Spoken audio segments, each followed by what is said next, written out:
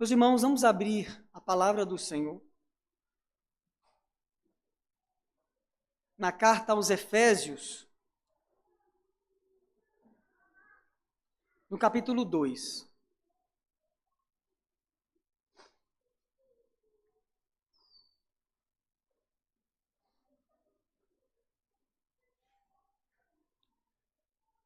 Carta aos Efésios, capítulo 2.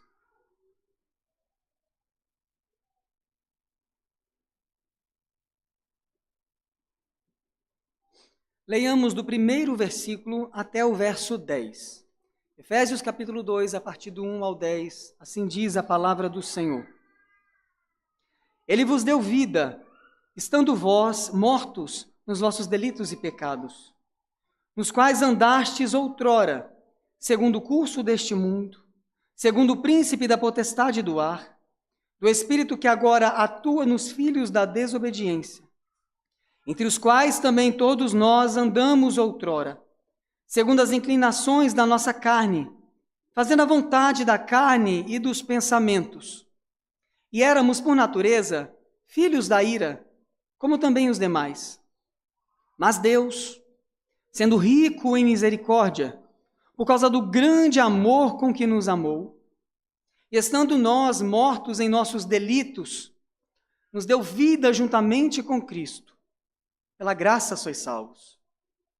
E juntamente com Ele, nos ressuscitou e nos fez assentar nos lugares celestiais em Cristo Jesus, para mostrar nos séculos vindouros a suprema riqueza da sua graça, em bondade para conosco, em Cristo Jesus. Porque pela graça sois salvos, mediante a fé. E isto não vem de vós, é dom de Deus, não de obras, para que ninguém se glorie. Pois somos feitura dele, criados em Cristo Jesus para boas obras, as quais Deus de antemão preparou para que andássemos nelas. Fechemos nossos olhos e oremos. Glorioso Deus, Santo, Deus verdadeiro, Pai, aqui estamos, ó Pai, diante da Tua santa palavra. Pedimos ao Senhor neste momento que nos abençoe, Senhor, e tenha misericórdia de nós. Fale aos nossos corações através da exposição da Tua santa, preciosa, maravilhosa palavra. Oh Deus, fale, Senhor, de maneira que confronte o nosso coração, de maneira que console o nosso coração. Fale da maneira como o Senhor quer falar aos nossos corações, ó Deus. Tenha misericórdia do Teu servo. Nos use, Senhor, para a honra e para a glória do Teu nome, do Teu reino nesta terra. E abençoe, Senhor, esta igreja. No nome santo e precioso de Jesus. Amém.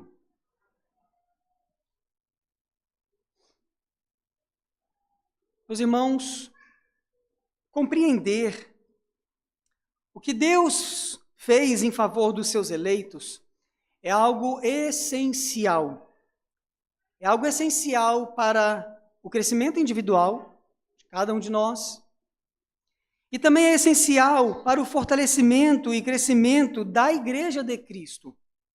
Conhecer o que Deus fez a favor dos seus eleitos. Porém, nós vivemos em uma época em que muitos crentes, muitos cristãos, não compreendem a grandeza e não valorizam o que Cristo conquistou na cruz do Calvário, através do seu sacrifício.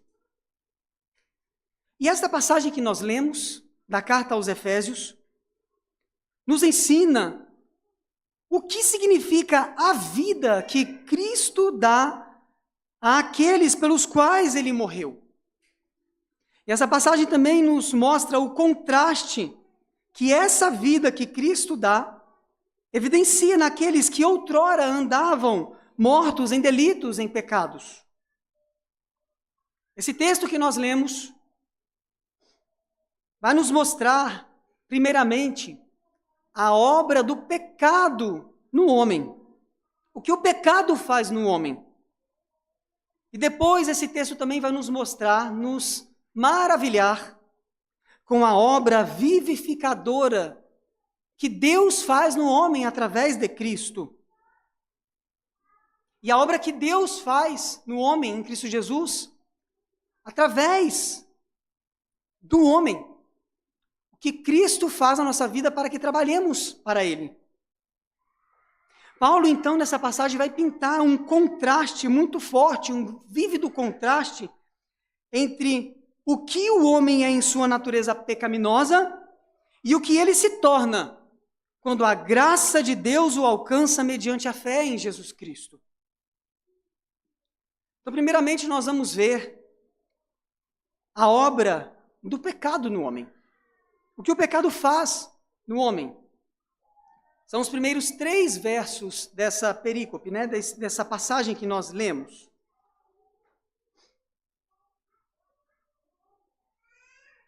Da prisão em Roma, depois de ter passado por diversas agruras em sua caminhada cristã, o apóstolo Paulo, ele escreve essa carta aos Efésios, da prisão.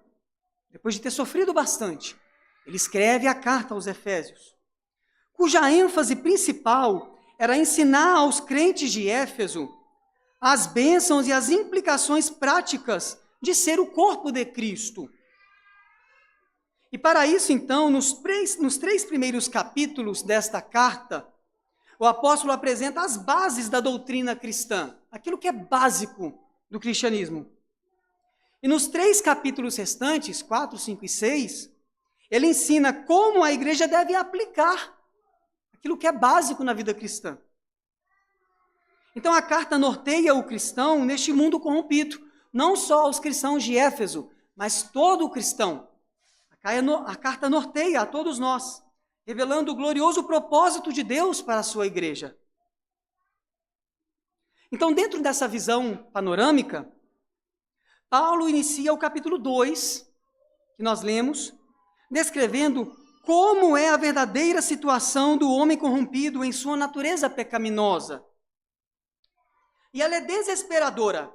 A situação do homem sem Deus é desesperadora. Nós veremos isso. O pecado, ele é como uma enfermidade que se apodera de todo o ser humano, tornando o ser humano impuro e culpado diante de Deus. Culpado diante de um Deus que é totalmente santo. O pecado é assim. O pecado, ele não é como uma dessas enfermidades que alguns homens contraem e outros não. Não. O pecado é algo em que todo ser humano está envolvido e de que todo ser humano é culpado. O pecado ele é muito mais sério e mais grave do que qualquer doença que o ser humano possa contrair. E as consequências do pecado também são muito mais sérias e muito mais graves do que qualquer doença e as consequências de uma doença. O grande esforço que as pessoas desempenham para se prevenir de alguma doença e até mesmo para tratar alguma doença deveria ser aplicado com muito mais intensidade na tentativa de não se contaminar com o pecado. Com a lepra do pecado, né? A Bíblia associa muito o pecado com uma doença, que é a lepra. Não que a lepra seja pecado, mas a ação da lepra e a ação do pecado são muito parecidas.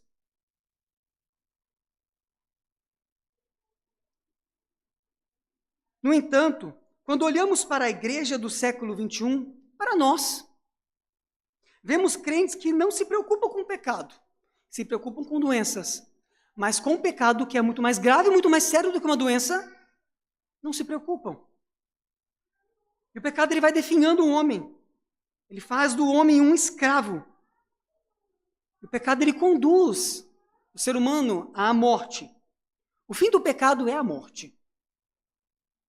Isso nos diz também o apóstolo Paulo, lá em Romanos, capítulo 6, verso 23. Ele diz, porque o salário do pecado é a morte. Todos nós conhecemos este versículo. A morte que o apóstolo Paulo cita nesse versículo abrange todos os tipos de morte. Todos os tipos de morte que podemos conceber. Morte física, morte espiritual, morte eterna. Vejamos a consequência do pecado nesses aspectos de morte. Morte física. O pecado, ele definha o ser humano. O Salmo 32, nos versos 3 e 4, Davi diz assim: enquanto calei os meus pecados, envelheceram os meus ossos pelos meus constantes gemidos, todo dia. Porque a tua mão pesava dia e noite sobre mim, e o meu vigor se tornou em sequidão de estio. O pecado, ele deixa o homem literalmente fraco, sem vigor. Deixa o homem adoentado, conduzindo apressadamente o homem para a morte e morte física. O pecado, ele agride o nosso corpo, até mesmo o corpo físico. O nosso corpo sente fisicamente as consequências do pecado.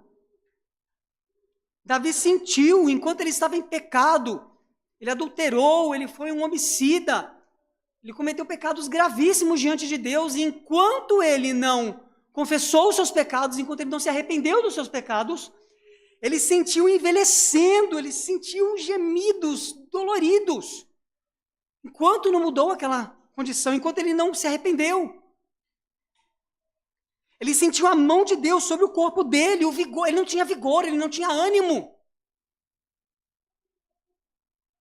O pecado, ele mexe com o nosso corpo físico, traz consequência ao nosso corpo físico.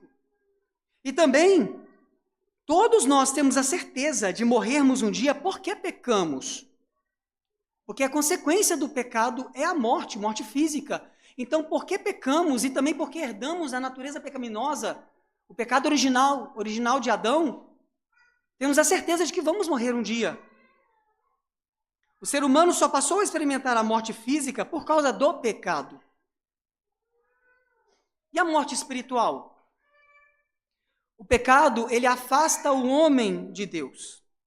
Isaías, no capítulo 59, verso 2, diz: mas as vossas iniquidades fazem separação entre vós e o vosso Deus, e os vossos pecados encobrem o seu rosto de vós, para que vos não ouça.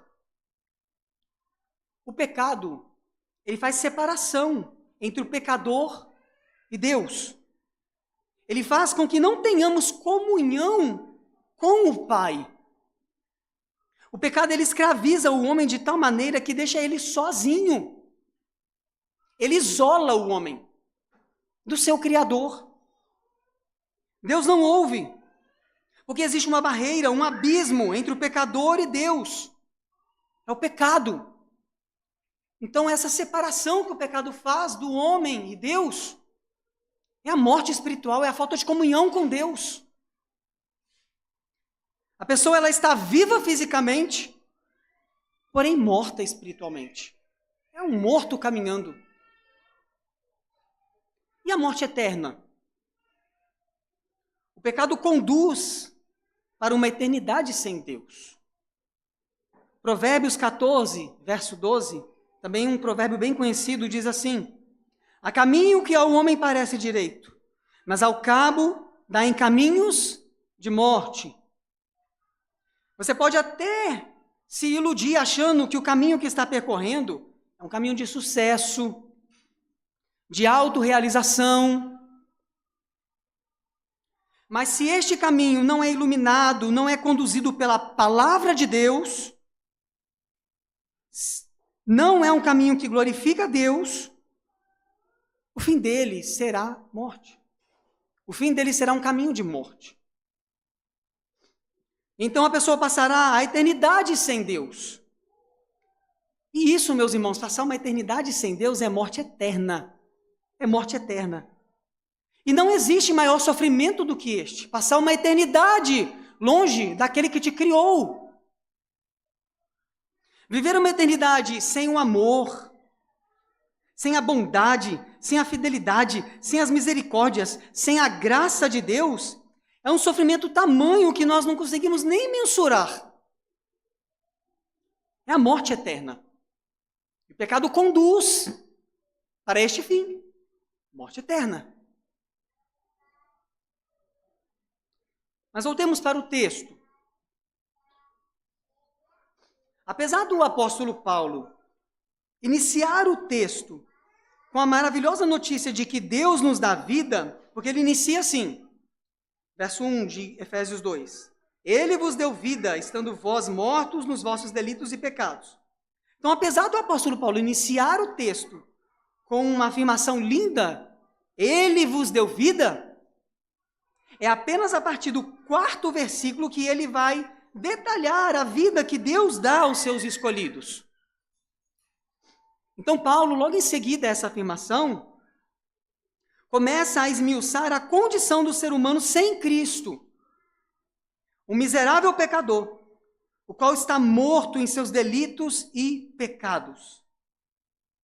E nessa frase, estando vós mortos nos vossos delitos e pecados, o verbo estar, conjugado aqui como estando, né? Estando vós mortos nos delitos e pecados, esta palavra, estando, expressa uma ideia de estado contínuo, ininterrupto, sem parar.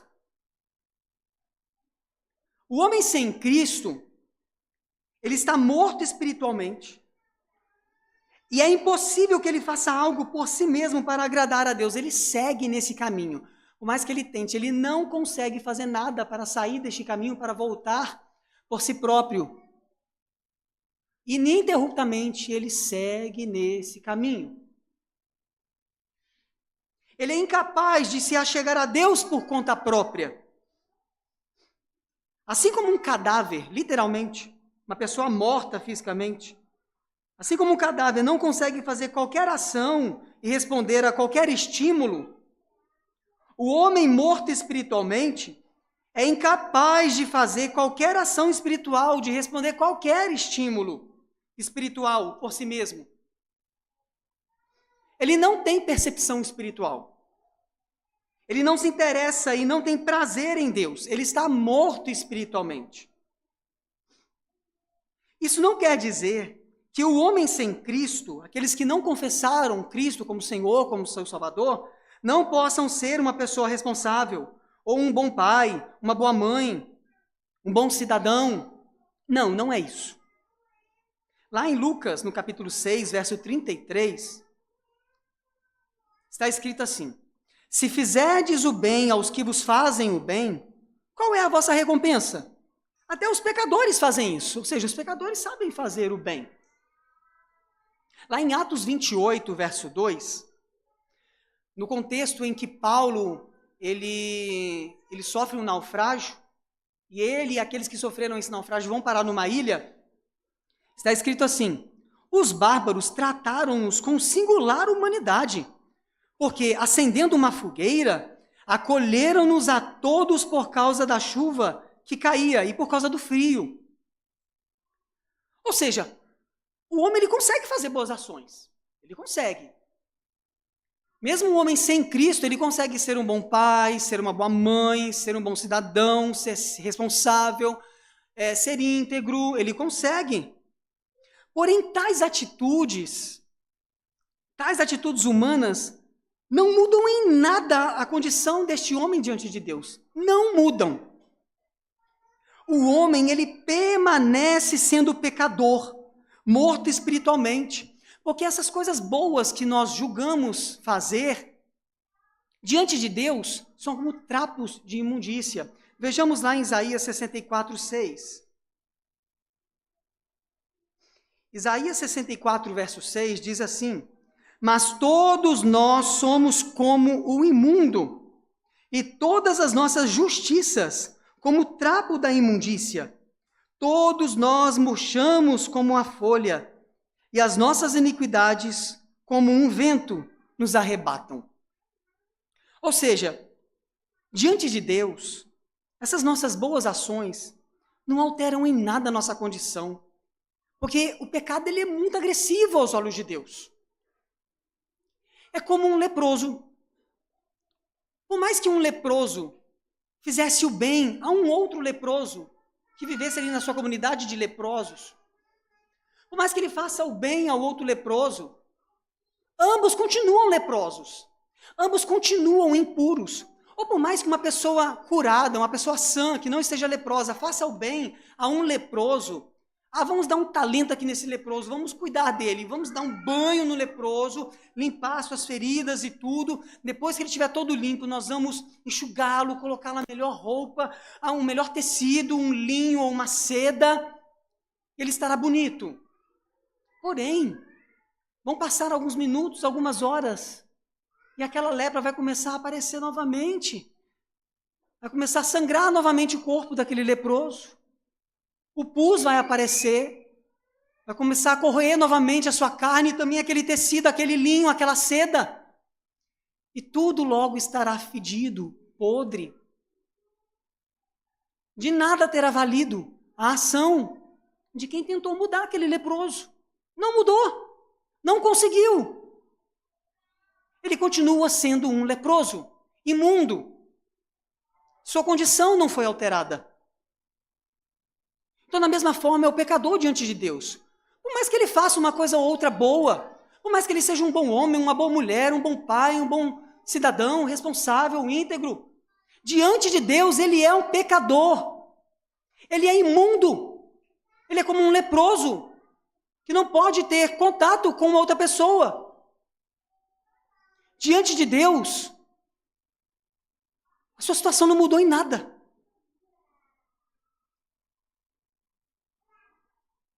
Deus é totalmente santo, Ele é santo, santo, santo. E para nos achegarmos a Ele, precisamos também ser santos. Então, uma ou outra coisa boa, justa que o ser humano faça, não altere em nada a sua situação diante deste Deus santo. Porque este homem bonzinho, este homem que se julga justo, ainda peca. E por menor que seja o seu pecado, pode ser uma mentirinha mínima, uma simples omissão, um simples tomar o nome de Deus em vão numa interjeição. Isso já faz com que o homem fique indigno de estar na presença de Deus. Porque Deus é santo e não tem contato com nenhum pecado, por menor que você julgue esse pecado. O pecado ofende a santidade de Deus e nos torna merecedores da consequência do pecado, que é a morte. Que é a morte. Diante de Deus, somos mortos que andam. Veja o que a Bíblia diz sobre a visão de Deus em relação ao homem caído. No Salmo 14 e também lá em Romanos 3, versos 10 a 12. Romanos 3, versos 10 ao 12. Nós vamos ver a visão de Deus em relação ao homem. Não há justo, nenhum sequer. Não há quem entenda. Não há quem busque a Deus. Todos se extraviaram. A uma se fizeram inúteis. Não há quem faça o bem. Não há nenhum sequer. Esse é o padrão de Deus. Ele olha para este mundo e ele vê os homens dessa maneira, os pecadores desta maneira. Não há nenhum que busque a Ele. Pode falar que crê em Deus, pode falar que ama a Deus, pode falar que tem fé em Deus, mas se verdadeiramente não confessou Cristo como Senhor, como Salvador, não foi alvo do sacrifício de Cristo, ele não é justo, ele não conhece Deus, ele não tem contato com Deus, ele não tem comunhão com Deus. Não há justo, nenhum sequer, nenhum que entenda. Não há quem busque a Deus, todos se extraviaram, a uma se fizeram inúteis. Não há quem faça o bem, não há nenhum sequer. Continuando. No início do verso 2 do texto lido de Efésios, está escrito: nos quais andastes outrora. Então, voltando, verso 1 e 2. Ele vos deu vida, estando vós mortos nos vossos delitos e pecados, nos quais andastes outrora. Deve-se considerar que este verbo andar, conjugado aqui como andastes, ele salienta a ideia de fazer o próprio caminho. Então, este verbo aí, conjugado como andastes, está dizendo que o homem está fazendo ali o seu próprio caminho, está regulando a sua própria vida. O homem que está morto em seus delitos e pecados é aquele que trilha o seu próprio caminho, que se acha autossuficiente, não depende de Deus. Como o homem rico da parábola de Lucas 12, homem que confia em si próprio. Ou seja, o texto está dizendo que quando o homem conduz a si mesmo, quando nós estamos conduzindo a nós mesmos, sendo o Senhor do nosso caminho, estamos evidenciando para Deus que nos encontramos mortos em delitos e pecados. Paulo também nos diz que os pecados que nos deixam na condição de mortos espiritualmente eram cometidos outrora. Porque Paulo aqui está falando aos Efésios, está falando à igreja de Éfeso. Essa palavra é para nós, igreja do Senhor, para crentes. E que também é bom para não crentes ouvir, para conhecer. Então ele está dizendo, esses pecados eram cometidos outrora, no passado, antes de um encontro verdadeiro com Cristo. Eu quero me deter exatamente nessa palavra, outrora, que significa passado, antigamente. Nós cristãos, então, será que nós nos lembramos de como era a nossa vida antes de conhecer a Cristo? Você consegue se lembrar da sua vida antes de conhecer a Jesus? Os pecados que cometíamos, você consegue se lembrar dos seus pecados antes de conhecer a Cristo? Talvez a vida profana que levava, lembra? Das amizades, das companhias perigosas que você andava, lembra? Lembra também dos lugares que você frequentava? Das palavras rudes, grosseiras, ofensivas, proferidas, lembra? Consegue se lembrar das coisas vis, impuras, que você colocava intencionalmente diante dos seus olhos? Lembra? Era uma vida mergulhada em práticas pecaminosas. Uma vida conduzida por você mesmo, por nós mesmos. Você determinava o que via, você determinava onde queria ir, você falava o que dava na sua mente. Mas eu pergunto, será que temos ainda prazer em cometer tais práticas pecaminosas?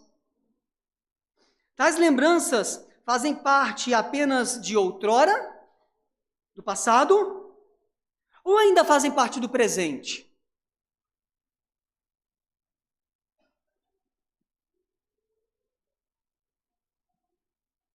A passagem de Efésios 2, continuando, nos ensina, ainda no verso 2 e também no verso 3, que o homem morto espiritualmente, ele é caracterizado pelos pecados segundo o curso deste mundo, segundo o príncipe da potestade do ar, que é o diabo, e segundo as inclinações da nossa carne e pensamento.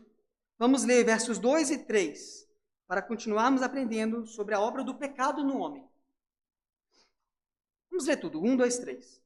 Ele vos deu vida, estando vós mortos nos vossos delitos e pecados, nos quais andastes outrora, segundo o curso deste mundo, segundo o príncipe da potestade do ar, o espírito que agora atua nos filhos da desobediência, entre os quais também todos nós andamos outrora, segundo as inclinações da nossa carne, fazendo a vontade da carne e dos pensamentos. E éramos por natureza filhos da ira, como também os demais. Então veremos como podemos reconhecer estes pecados que caracterizam um homem antes de ser regenerado por Cristo.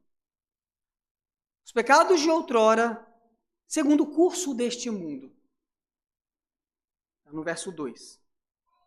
Quando os pecados de outrora, que cometíamos segundo o curso deste mundo, o que é isso? Entendemos que a palavra mundo quer dizer sistema corrompido. Sistema corrompido, no qual homens e mulheres são aprisionados e forçados a se conformar com o que é pregado, com o que é imposto, com aquilo que é pregado, com aquilo que é ensinado. É o que o mundo joga para nós. Todo tipo de ensino deve ser ponderado com a palavra de Deus. Tudo aquilo que nós aprendemos, não só aqui na igreja, não só na palavra de Deus, não só teologicamente, tudo que nós aprendemos, tudo que vem até nós precisa ser confrontado com a palavra de Deus. Todas as áreas da nossa vida. Quer na ciência, quer na medicina, quer na geografia, quer em história, quer na biologia, todas as áreas da vida. Precisamos pegar aquilo que nos é ensinado e verificar na palavra de Deus. Senão nós estaremos nos conformando com o que esse mundo nos ensina. Nos lembremos que este mundo é sistema corrompido. O mundo está corrompido. É necessário filtrar tudo que vem até nós com a palavra de Deus.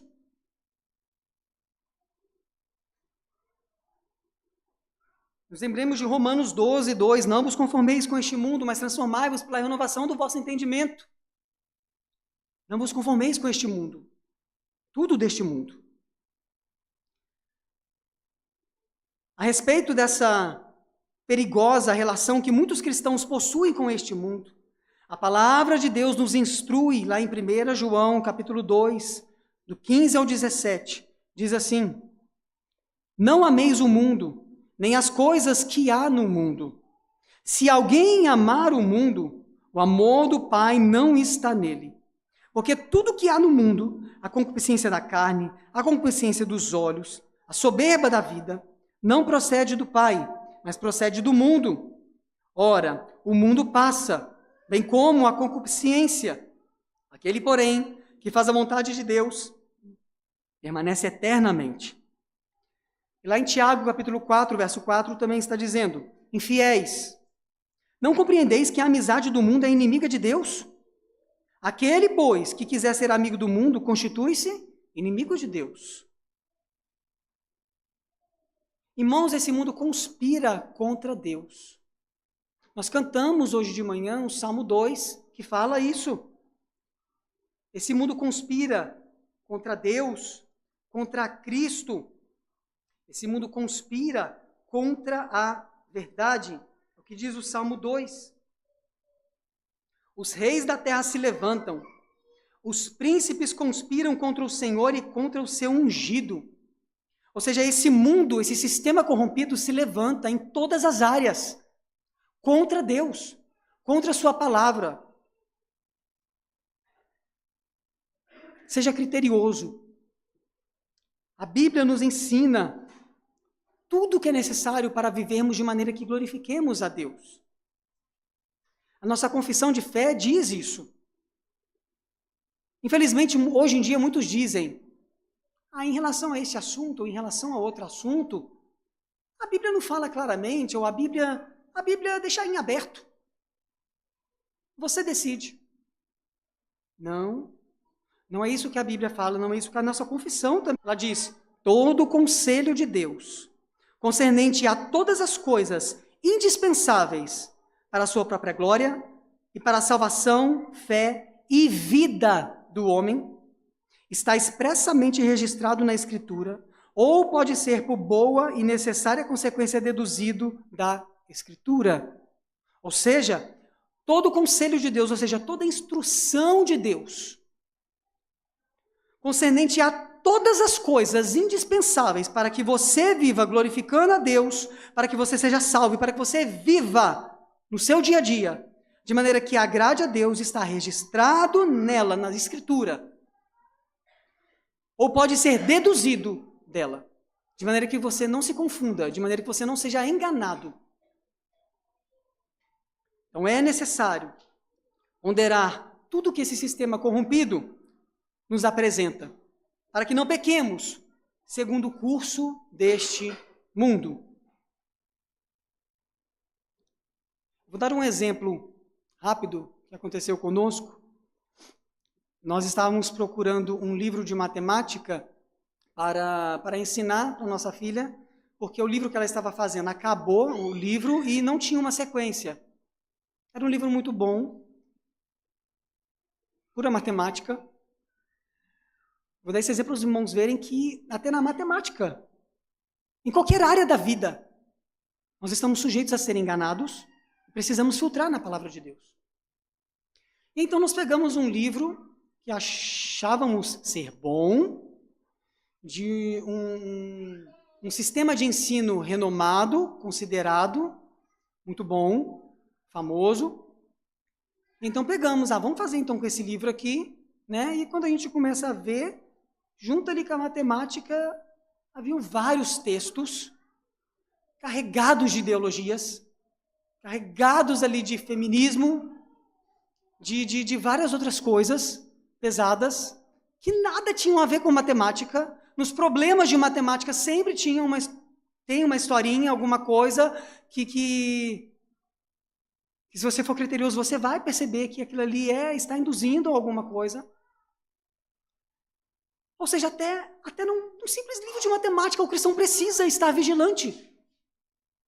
Porque senão você é contaminado com o que esse mundo quer que você acredite.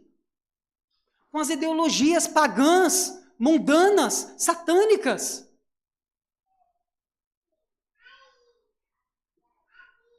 É necessário filtrar tudo para poder descartar algo. Ser amigo deste mundo é deixar-se ser influenciado externamente pelo sistema que opera nesse mundo. É aceitar os princípios e valores modernos, os quais não são alicerçados na palavra de Deus. Aliás, o mundo ele exclui propositalmente a verdade bíblica em tudo que ele ensina. Não alicerçar na palavra de Deus quer dizer que as coisas passam a ser consideradas certas ou erradas de acordo com os padrões estipulados pelo ser humano. É algo vago. Ontem era errado. Se não tiver alicerçado na palavra de Deus, hoje pode passar a ser certo. É o homem que determina o que é moralmente certo ou errado. Isso é um grande erro. Os nossos padrões devem ser pautados apenas pela palavra de Deus, porque ela é imutável, ela não passa. O que a Bíblia diz ser pecado, sempre será pecado. Roubar não é errado apenas porque é moralmente errado. Porque se você falar apenas que é moralmente errado, pode ser que daqui a alguns anos, daqui a uma década, isso mude. A moral não pode estar baseada naquilo que você acha, naquilo que o homem acha. Ela tem que estar baseada na palavra de Deus. Roubar é errado, porque a palavra de Deus nos ensina que roubar é errado, que roubar é pecado. Porque a palavra de Deus nos ensina, nos seus mandamentos, que roubar é pecado. Então, por isso que roubar é pecado. A Bíblia deve ser o amparo que determina o que é certo e o que é errado, e não aquilo que os homens acham. Porque os homens estão envolvidos nesse sistema corrompido. Não sejamos então levados por filosofias humanistas que tiram Deus do centro e colocam um homem como se tudo tivesse que acontecer em função ao redor do homem. Mas também tem os pecados de outrora, segundo o príncipe da potestade do ar, que é o diabo, ainda no verso 2. Quanto aos pecados de outrora que cometíamos segundo o príncipe da potestade do ar, conhecido como diabo, príncipe deste mundo, o versículo nos diz que ele atua nos filhos da desobediência. Desde o princípio, Satanás tenta o ser humano a fim de que este desobedeça a palavra de Deus. Foi assim lá no Éden, quando ele tentou Eva, fazendo com que ela e seu esposo desobedecessem à ordem de Deus, a palavra dita de Deus. E nada mudou. Sua estratégia continua a mesma. Ele continua tentando o ser humano a desobedecer a Deus.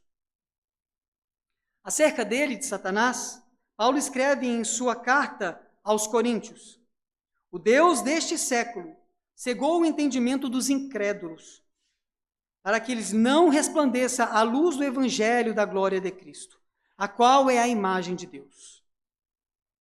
O diabo, então, ele ilude a pessoa, a fim de que esta permaneça cega e em desobediência à palavra de Deus. A estratégia dele permanece a mesma. Ele tenta deturpar a palavra de Deus. Ele tenta alterá-la em uma falácia. É uma mentira que parece verdade. Ele é sorrateiro, ele é astuto. Quantos crentes hoje não têm aderido e promovido, por exemplo, o feminismo, que traz uma ideia bonita? Um slogan, por exemplo, é liberdade feminina, igualdade entre os sexos. Parece bonito, tem palavras bonitas. Liberdade, igualdade. É uma falácia, uma mentira com cara de verdade. Porque é uma ideia que distorce completamente os padrões e funções bíblicos que Deus criou e determinou para homem e para mulher. Papéis diferentes, funções diferentes, porém o mesmo valor diante de Deus. Então, quando acreditamos nas falácias de Satanás, permanecemos em desobediência à palavra de Deus e seguindo o príncipe deste mundo, pecando como outrora, seguindo o príncipe deste mundo. Mas também tem os pecados de outrora, segundo as inclinações da nossa carne.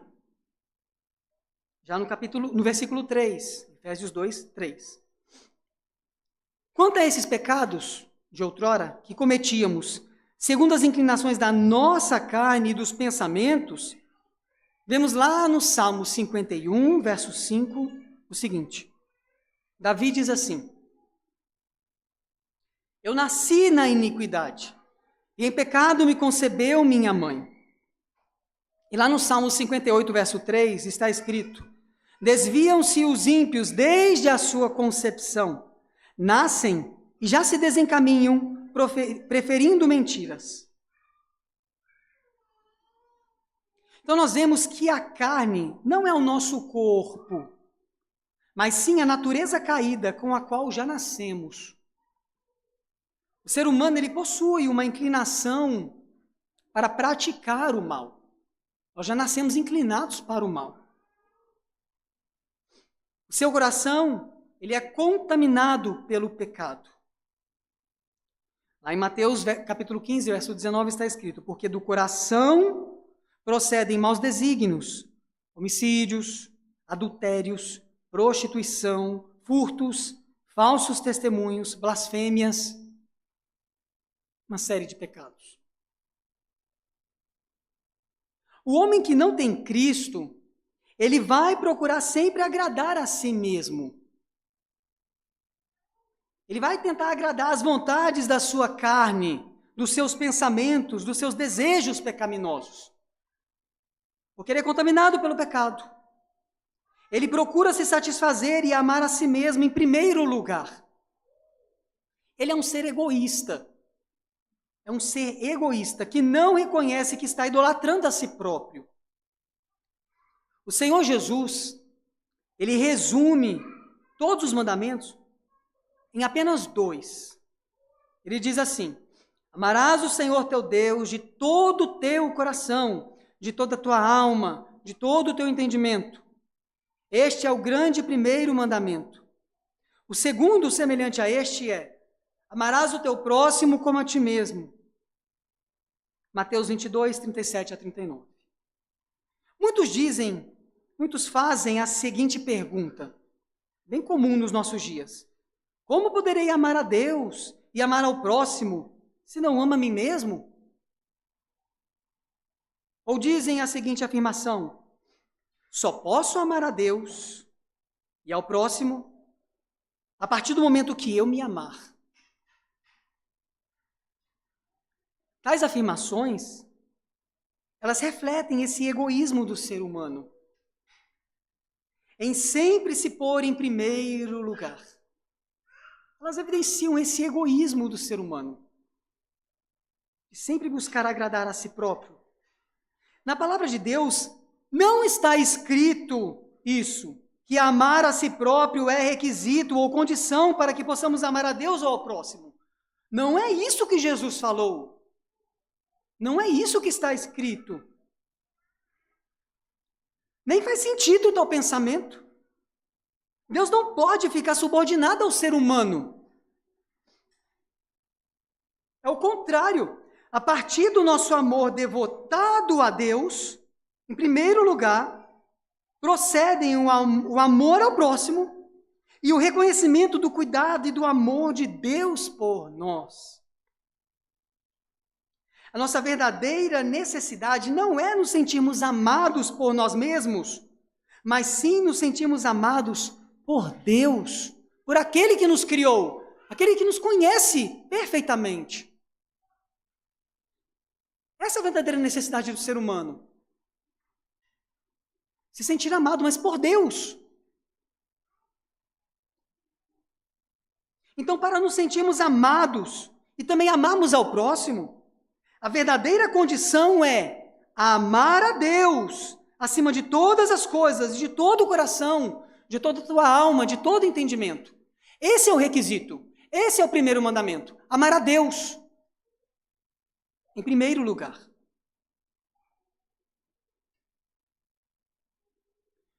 Então, outrora, vivíamos assim. Desta maneira, segundo o curso deste mundo, acreditando em tudo aquilo que esse mundo nos apresenta, em todas as áreas da vida, nós vivíamos iludidos pelo diabo, pelas suas falácias, suas mentiras, que aparentemente são bonitas, aparentemente tem cara de verdade, mas é falácia. E vivíamos também inclinados a nós mesmos, a nossa carne. Mas glória a Deus que o texto não termina aí. O texto não termina assim. Mas o texto nos revela um lindo contraste e transformação na vida daqueles que o Pai vivificou por meio de Jesus Cristo. Então vejamos agora a obra de Deus no homem, a partir do verso 4. Durante os 3 primeiros versos, Paulo descreve um retrato desolador da condição humana sem Deus. E ele descreve isso para exatamente contrastar e valorizar a misericórdia e a graça de Deus naqueles que ele escolheu. A partir do 4º versículo, o texto, em Efésios, capítulo 2, vai nos mostrar que por causa do grande amor de Deus, homens que se encontravam mortos espiritualmente, são agora vivificados. E a palavra certa é essa mesmo, vivificados, porque estávamos mortos. Então precisávamos de vida. Ele então vai nos vivificar, vai nos exaltar em Cristo Jesus, experimentando assim uma nova condição diante de Deus.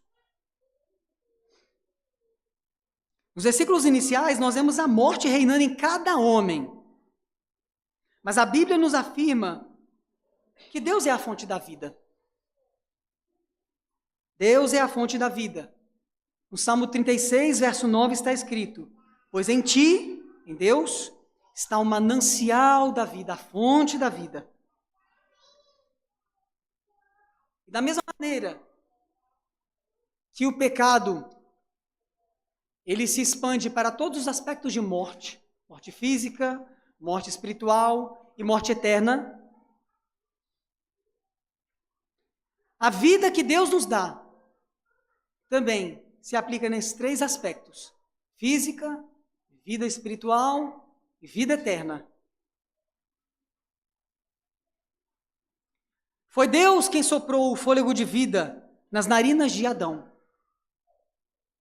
Lá em Gênesis, capítulo 2, verso 7, está escrito: então formou o Senhor Deus ao homem do pó da terra, e lhe soprou nas narinas o fôlego de vida, e o homem passou a ser alma vivente.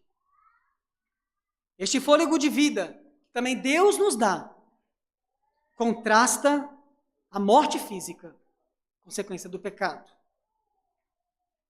Só Jesus pode nos dar vida em abundância. Ele mesmo diz: eu vim para que tenhais vida e a tenham em abundância. João 10, 10.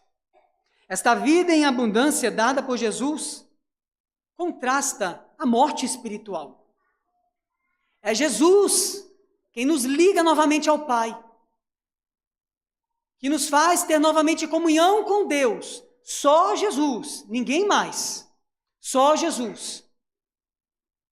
Então ele nos dá vida em abundância, vida espiritual, que contrasta a morte espiritual. E esta vida em abundância dada por Jesus contrasta também a morte eterna. Só Jesus pode nos dar a vida eterna. Aqui está escrito lá em João 4,4. Aquele, porém, que beber da água que eu lhe der, nunca mais terá sede. Pelo contrário, a água que eu lhe der, será nele uma fonte a jorrar para a vida eterna. Também lá em Romanos 6, 23. O dom gratuito de Deus é a vida eterna em Cristo Jesus, nosso Senhor. O dom gratuito de Deus é a vida eterna. Esta vida eterna dada por Deus em Cristo Jesus contrasta a morte eterna. Deus é a fonte da vida, só Ele pode dar vida. Qualquer tipo de vida, só Deus pode dar.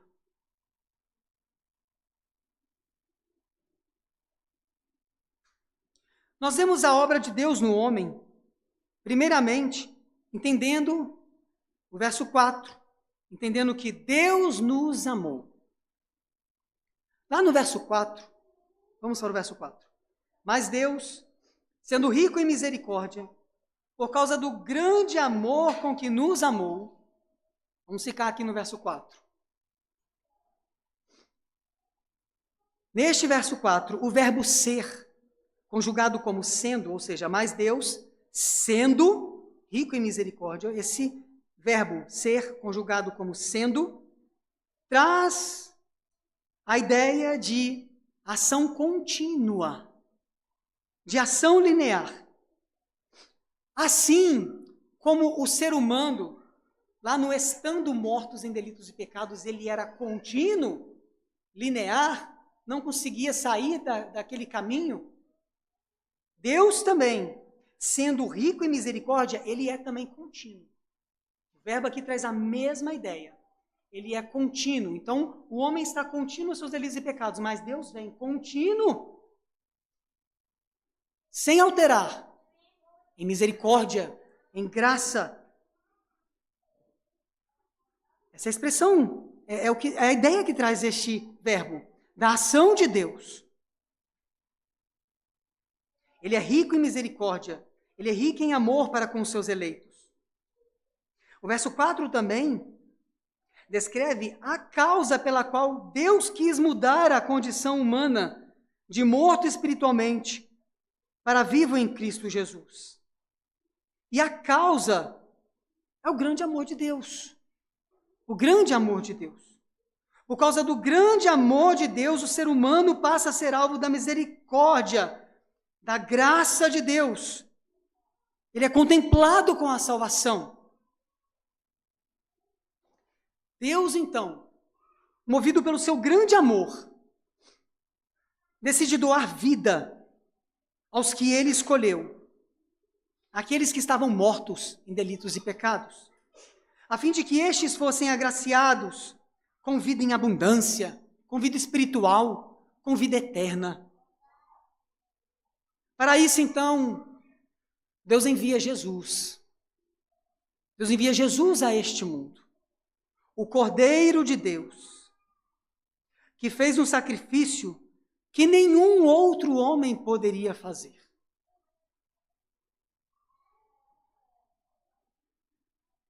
E por que tinha que ser um sacrifício? Você pode se perguntar. Não poderia ser de uma maneira mais branda? Deus não poderia simplesmente mudar a condição do homem com apenas uma palavra? Não, não. Pois Deus não vai contra os seus próprios princípios. Ele não vai contra a sua própria lei, contra o seu próprio caráter. Ele não vai contra a sua palavra. E foi Ele mesmo quem determinou que o salário do pecado seria a morte. E foi o próprio Deus quem determinou que não haveria remissão sem derramamento de sangue. Hebreus 9, 22, nós lemos hoje na passagem, na leitura do Novo Testamento. O sangue na Bíblia tem uma simbologia muito forte. Sangue significa vida, vida. E é por isso que lá no Calvário, há 2000 anos atrás aproximadamente, Jesus derramou literalmente o seu precioso sangue. Ele derramou a sua vida por você, por mim, que estávamos mortos, sem vida. Foi um sacrifício substitutivo. Ele levou sobre si o seu pecado. Ele sofreu a consequência do seu pecado, morrendo a morte que justamente era sua, não dele, era sua. A consequência do pecado era sua. A morte era sua. Ele morreu a sua morte. Então a pureza do sangue de Jesus lava a sua e a minha imundícia. O sangue de Jesus nos lava dos pecados. E a causa de tudo isso, como diz o verso 4, é o grande amor de Deus. Deus simplesmente nos amou. Não tem como explicar, irmãos. Deus simplesmente nos amou. Nós não merecíamos, nós estávamos mortos. Os nossos pecados ofendem a Deus, nos separam de Deus, mas Ele quis nos amar, Ele quis te amar. No Gólgota, Deus revelou a maior prova de amor aos seus eleitos. Hoje, quando Deus olha para você, um servo que compreende, que valoriza, que honra o sacrifício de Jesus, ele vê o sangue, então, de Jesus sobre a sua vida. Ele vê o sangue de Jesus derramado sobre você. E é por isso, então, que você tem comunhão com Ele. Por causa deste sangue. Do sangue puro. O sangue que te lava. O sangue que te limpa. É por causa deste sangue, o sangue de Jesus, que você tem vida espiritual, que você agora é vivificado. Se não fosse o sangue de Jesus, você continuaria morto. Mas o sangue dele, que significa vida, te vivifica, te lava, faz você voltar a ter comunhão com Deus. Isso é vida espiritual.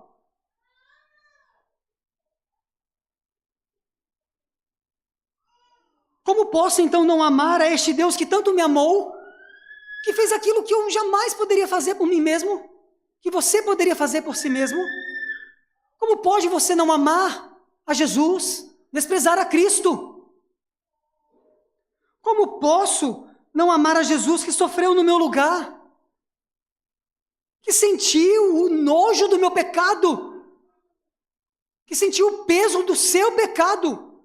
Aquele pecado terrível que ninguém sabe, só você sabe, e Deus. Lá no Calvário, Ele levou sobre si o seu pecado, o seu mais vil pecado. Ele morreu assim, no seu lugar, suportando os seus pecados. E além de morrer a sua morte, ainda deu vida a você. Foi um sacrifício substitutivo. Ele levou a sua morte. Entregou a vida dele a você. Como pode alguém não amar a Jesus? Não valorizar o que ele fez na cruz? Por amor, Jesus se submeteu a situações e condições muito diferentes das quais ele tinha quando estava lá no céu. Sendo Deus, por amor a você, ele se fez humano. Ele se fez homem. Ele permaneceu sendo Deus, mas ele também agora tinha uma natureza humana.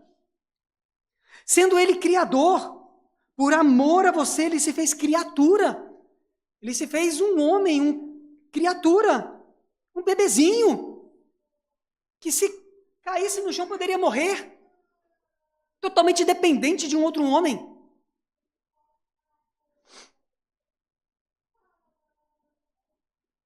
Sendo rei, por amor deixou o seu trono no céu e se fez servo. Ele veio para servir. Sendo grande, ele se fez pequeno, como eu disse, um bebezinho. Ele se humilhou. Tudo por amor. Tudo por amor. Sendo rico, por causa de você. Pobre se tornou. Não tinha nem lugar para ele nascer. Nasceu numa estrebaria, junto com animais. Nossos filhos não nascem assim. Não tinha lugar para o Salvador quando ele nasceu. As portas fecharam para ele. Não tinha lugar em nenhuma estalagem. Se fez pobre sendo rico. Por te amar, sendo ele santo, pecado se fez, mesmo sem pecar. Carregou os seus pecados. Ele não foi obrigado a morrer crucificado. Aquela cruz era sua, era minha. Aquela morte era sua. Mas por amor, ele trocou a vida dele pela sua morte. Outra característica da obra de Deus no homem é que Deus nos vivificou. Deus nos amou, mas também Deus nos vivificou. O verso 5 nos revela que a ressurreição de Jesus nos traz vida. A expressão nos deu vida juntamente indica a ação como um todo, uma ação completa, uma ação perfeita. A ressurreição de Cristo nos proporciona vida de maneira efetiva, de maneira completa, de maneira perfeita. É vida em abundância, como a própria Bíblia diz. E além disso, a ressurreição de Jesus nos garante a vida. A morte, ela não pôde conter o nosso Senhor Jesus. Ele venceu a morte, ele ressuscitou ao terceiro dia. E desta maneira, Cristo nos garante a vida. Ele vence a morte. Então ele pode sim nos dar vida e vida em abundância. Vida eterna. Quando alguém crê no Filho de Deus, passa da morte para a vida, como diz João 5,10. Em verdade vos digo, quem ouve a minha palavra e crê naquele que me enviou tem a vida eterna, não entra em juízo, mas passou da morte para a vida. Então o que Cristo proporciona aos seus é totalmente diferente e oposto daquilo que nós tínhamos, daquilo que nós éramos outrora. É um grande contraste. É vida no lugar da morte. E é exatamente por esse motivo que a vida que Cristo te proporcionou precisa contrastar, ser oposta à vida que você levava outrora. Quando você estava lá nos seus delitos, nos seus pecados, um morto espiritualmente. A transformação, ela precisa ser radical. Ela precisa ser radical. As suas atitudes precisam ser diferentes das atitudes de outrora. Porque luz é o oposto das trevas. A luz de Cristo precisa brilhar em você no lugar das trevas que em ti habitavam.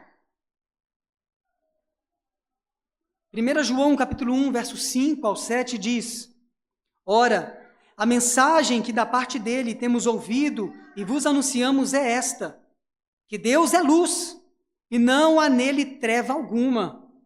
Se dissermos que mantemos comunhão com ele e andarmos nas trevas, mentimos e não praticamos a verdade. Se, porém, andarmos na luz, como ele está na luz, mantemos comunhão uns com os outros, e o sangue de Jesus, seu Filho, nos purifica de todo pecado. Aleluia. É necessário que haja uma mudança radical em sua vida, em nossa vida. Tem que ser totalmente oposta ao que você era. Pois a vida que Cristo te deu é totalmente oposta à morte que você tinha. Outra característica da obra de Deus no homem está lá no verso 6 ao 9. Deus nos presenteia, Deus nos presenteou. Além de nos dar vida e de nos ressuscitar, Cristo ainda nos faz assentar nas regiões celestiais. É o que diz o verso 6. E juntamente com ele nos ressuscitou e nos fez assentar nos lugares celestiais em Cristo Jesus. Sim, a ressurreição de Jesus nos concede exaltação. E mais uma vez, essa exaltação, ou seja, essa expressão, faz assentar, assim como as demais ações de Deus para conosco, vêm carregadas dessa ideia de como um todo, de perfeita, de completa. Tudo que Deus faz, mudando a situação do homem, é perfeito, é completo. Exatamente por estarmos ligados a Ele, ao ressuscitar e ser entronizado à destra de Deus, somos também exaltados. Cristo nos faz assentar nos lugares celestiais, acima das potestades e dos principados. E tudo isso, meus irmãos, fez Deus para glorificar a Ele mesmo, para glorificar a sua graça. Pois o próprio verso 7 nos diz o propósito disso tudo: para mostrar nos séculos vindouros a suprema riqueza da sua graça. Assim como o fim supremo e principal do homem é glorificar a Deus e gozar nele para sempre, como diz o nosso catecismo, o propósito de Deus na salvação do ser humano é glorificar também a Ele, glorificar a sua graça. A finalidade da nossa salvação é a glória de Deus. É a glória de Deus. Diferente do que muitos pensam, a salvação não é uma recompensa. A salvação não é uma recompensa por boas obras ou uma escolha humana, como diz os arminianos. Não. A salvação é uma dádiva, é um presente de Deus. A única obra que produziu salvação foi a que Jesus consumou no Calvário. Quando ele diz, está consumado. Foi a única obra que produz salvação. Ela sim, foi completa, foi perfeita. As duas afirmações que Paulo diz lá no verso 8 e no verso 9, que são, isso não vem de vós, é dom de Deus, e a outra afirmação, não de obras para que ninguém se glorie, estão ratificando a declaração de que somente pela graça de Deus, mediante a fé em Jesus, somos salvos. Vamos ler o verso 8 e 9. Porque pela graça sois salvos, mediante a fé, e isso não vem de vós, é dom de Deus, não de obras, para que ninguém se glorie. Essas duas afirmações não vêm de vós, a salvação não vem de vós, é dom de Deus, não vem das obras para que ninguém se glorie. Elas mostram que tanto a fé quanto a salvação em si vem de Deus. São presentes que Deus dá ao homem, mudando essa condição do ser humano, de morto para vivo.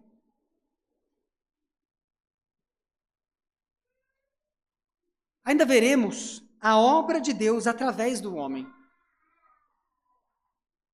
Algo lindo também que Deus faz. Podemos ver na obra dele, através de nós. Não só em nós, mas também através de nós. É o verso 10, é o último verso. Leiamos. Pois somos feitura dele, criados em Cristo Jesus para boas obras, as quais Deus de antemão preparou para que andássemos nelas. Não somos salvos pelas obras. mas para boas obras. Através da fé em Jesus Cristo, nós somos habilitados para boas obras, para fazermos as boas obras. Ou seja, as boas obras, elas não são resultado da nossa fé. Como eu já disse, a única obra que resultou salvação foi a de Cristo. As nossas obras são resultados da nossa fé em Cristo, não a causa dela. E assim como a vida contrapõe a morte, esse viver para as boas obras, que está escrito aqui, para as boas obras, precisa contrapor o estar mortos em delitos e pecados. Lá no início da passagem nós lemos que o homem sem Cristo, ele está morto em delitos e pecados. Ele vive dessa maneira, morto em delitos e pecados. Mas o homem aqui regenerado, vivificado por Cristo, agora ele vive para boas obras. Uma coisa contrasta a outra. Antes, éramos perdidamente conduzidos por nós mesmos. Mas agora em Cristo, andamos nas obras que Deus previamente preparou para que andássemos. Olha que diferença. Antes éramos mortos, sendo guiados por nós mesmos, e agora vivemos para as boas obras, e essas boas obras são previamente dadas por Deus. É Deus quem nos guia, é Deus quem nos conduz, é a sua palavra que nos orienta, que nos mostra a verdade, que conduz o ser humano. Não mais é você quem orienta, quem te orienta, mas é a palavra de Deus agora. Quando observamos a vida de Paulo, vemos claramente esta mudança em sua vida após a sua conversão. Paulo é um exemplo fantástico para vermos esse contraste. Outrora, ou seja, no passado, Paulo era perseguidor cruel do Evangelho. Mas ele foi transformado radicalmente em um homem que passou a amar e dar a vida pelo Evangelho. Que mudança radical! Outrora, no passado, Paulo, ele assolava a igreja, mas ele foi transformado radicalmente por Cristo em um homem que Deus usou para agora escrever a sua palavra, para edificar, exortar, ensinar a igreja. Que diferença! Antes ele assolava a igreja, mas agora ele edifica a igreja, ele exorta a igreja, ele ensina a igreja. Outrora, Paulo foi uma autoridade que arrastava, açoitava, apedrejava e prendia os crentes. Mas ele foi transformado radicalmente em um homem agora humilde, que foi açoitado, que foi apedrejado, que foi arrastado, foi tido como morto, foi preso várias vezes, por amor e fidelidade ao seu Salvador Jesus. Outrora, no passado, Paulo foi um judeu nacionalista, judeu ali de carteirinha, irrepreensível segundo a justiça da lei, fariseu roxo. Mas ele foi transformado radicalmente em agora um missionário. Ele sai ali do meio judeu, ele é um missionário agora, vaso escolhido por Deus para levar o evangelho aos gentios, a mim e a você. Que diferença! É radical a mudança na vida de Paulo. Quantas transformações podemos notar na vida deste homem? E na nossa? Será que é possível notar transformações? As transformações que Deus opera em nossa vida também são lindas, radicais, totalmente opostas ao que éramos outrora. As obras que Deus preparou para nós contrastam a vida errônea de delitos e pecados?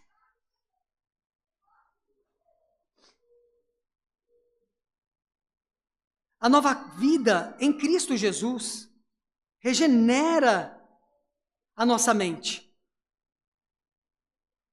nos concede identidade como filhos de Deus e nos capacita a vivermos uma vida de obediência aos seus mandamentos. Se você ainda não vê esta transformação em sua vida, se você olha para o seu passado e não consegue ver diferença nenhuma para o seu presente, você precisa urgentemente de Cristo.